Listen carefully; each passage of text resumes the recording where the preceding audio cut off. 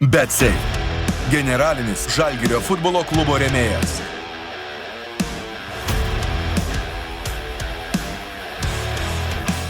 Na tai manau, kad lėmė, kad iškovojom čempionų titulą, tai kad sukūrėm gerą atmosferą Rūbinėje ir išpildėm, sakykime, taktinius trenerio sumanymus, kurie davė tikrai, sakykime, daug naudos aikštėje ir to pasiekoje, manau, kad pelnytai ir užtikrintai buvom geriausia šio sezono komanda. Manau, kad ta pradžia gal buvo sunkiausia, nes prieš pat pasiruošimo pabaigą atvyko daug naujų žaidėjų, reikėjo integruotis, sakykime, buvom tikrai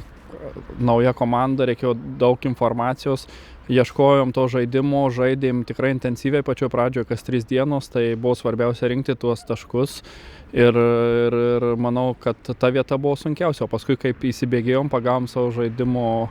ritmą, tai viskas buvo tik lengviau. Ne, tai asmeniškai tikrai labai džiaugiuosi, tikrai labai geras sezonas.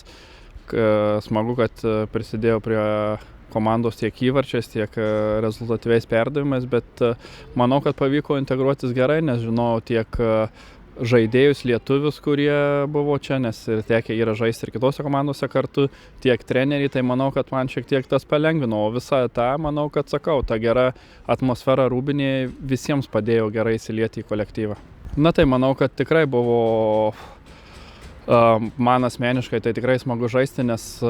tiek Ovidijų, tiek Paulių pažįstu ir esame, kaip ir minėjau, žaidėjau kartu, tai tikrai tas daug ką padeda aikštėje, kartais net nereikia šnekėti, žinom kur atsidengti, kur kaip daryti, kur padėti vienas kitam, tai manau, kad tas daug davė, o manau, kad vertinti kaip sekėsi, tai čia tai turi atsakyti rezultatai ir žaidimas, manau, nes kad vidurys ir turi kurti komandos žaidimą, tai manau, kad visi atsakymai čia yra jums. Na tai manau, intrigos prasme, tai tikrai jos šįmet tikrai buvo daug, kaip ir matom iki paskutinio turo, nežinau netgi kas